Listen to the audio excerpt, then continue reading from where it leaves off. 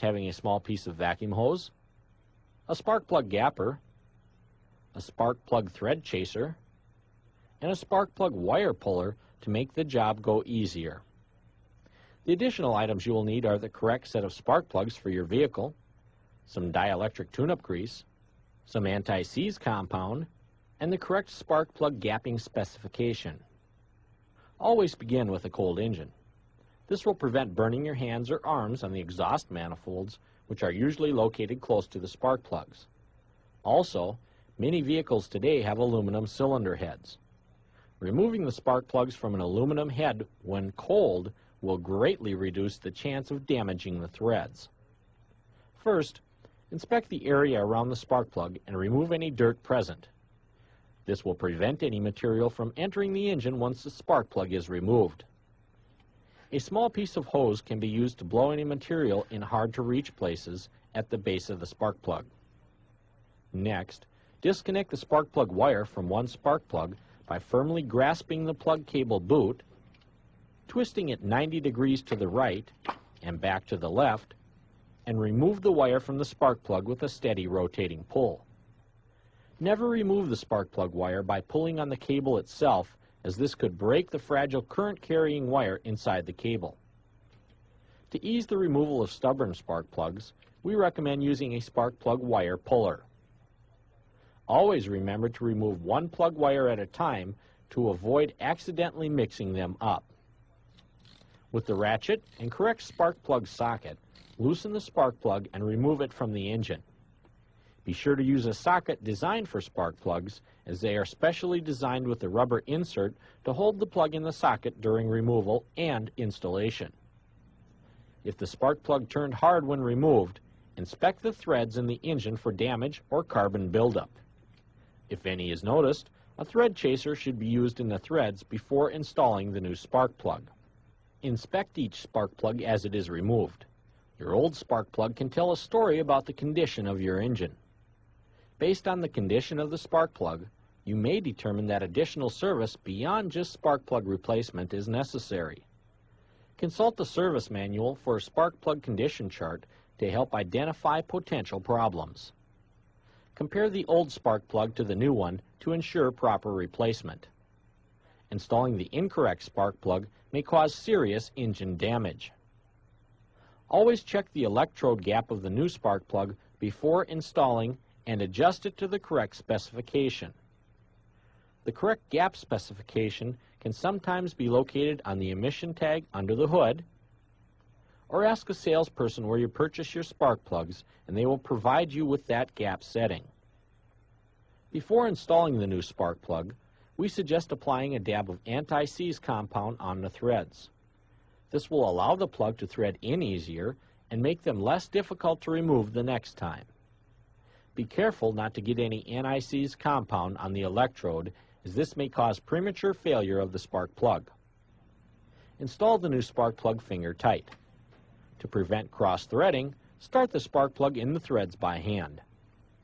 If the spark plug is located in a difficult position to install, a short piece of rubber hose over the insulator will ease installation. There are two different styles of spark plug seats: tapered seat and gasket seat. They each require their own method of final tightening. On spark plugs with a tapered seat, tighten them 1/16 of a turn past finger tight with a socket wrench. On spark plugs with a gasket seat, tighten them 1/4 of a turn past finger tight with a socket wrench. Do not over-tighten spark plugs, as this could cause damage to the spark plug insulator, the cylinder head, or make it that much more difficult to remove them the next time.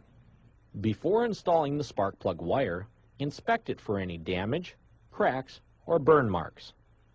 Replace all of the spark plug wires if damage is found on any of them.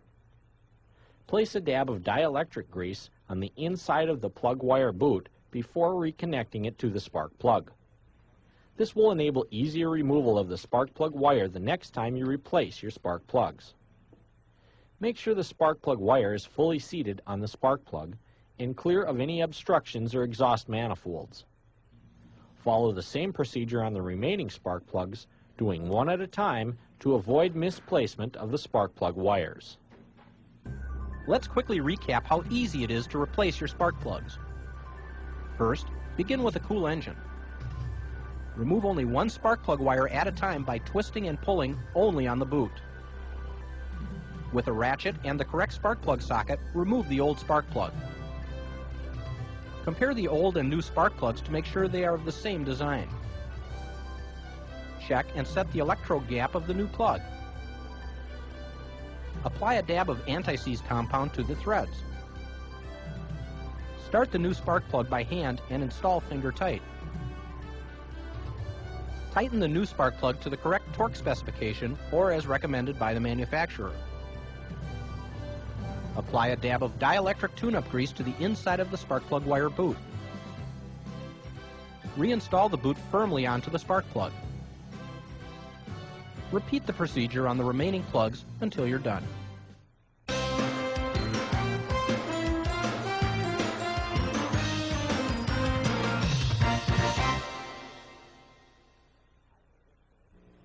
First, I suggest you lay your new wire set out on the floor or the workbench. This will help you match your old ones up to the new ones so you get the right length wire in the right spot. On most cars, you'll notice one wire that's quite short and a little different from all the rest. That's the coil wire. Set that one aside for now. I like to install it last. And one last point before starting. Make sure you always start with a cool engine. You don't want to burn your hands on the hot exhaust manifolds. Then, begin by removing any one wire from the distributor cap. Grasp the wire as close to the cap as possible and remove it with a steady rotating pull. I like to start with the shortest wire first. On many GM vehicles with V8 or V6 engines, you'll have to remove the retaining ring from the distributor cap before removing the wires. Simply unsnap the latches on each side of the retaining ring and then remove the entire ring and wires from the top of the cap. Then, remove the wire from the retaining ring. On these vehicles, there will not be a coil wire because the coil is mounted right in the distributor cap. Then, continue following the wire on its way to the spark plug, noting its routed path. Remove it from any clips or retaining brackets on the way. When you get to the spark plug, grasp the boot firmly as near the spark plug as possible and remove it with a steady rotating pull. Whichever wire you decide to replace first, make sure you only remove one of them at a time. That way you'll get the right wire back in the right place when reinstalling the new ones. Match the old wire up to the new one to make sure you have the right length. Before installing the new wires, I suggest putting a small dab of dielectric tune-up grease in each boot end. This will help prevent the boot from seizing onto the insulator of the spark plug or the distributor cap, and it can sure make spark plug or wire replacement a lot easier the next time. Then, install the distributor end of the wire back onto the terminal of the distributor cap and push it firmly in place. It'll usually snap when down in place. Then, continue routing the wire back in the same routing path as the original one and attach it to any mounting brackets or clamps along the way. Make sure you keep it clear of the exhaust manifolds though.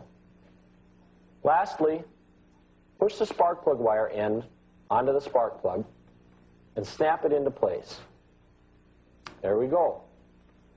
Continue this same procedure with the rest of the wires and the coil wire until you have them all installed. Let's quickly recap replacing your spark plug wires.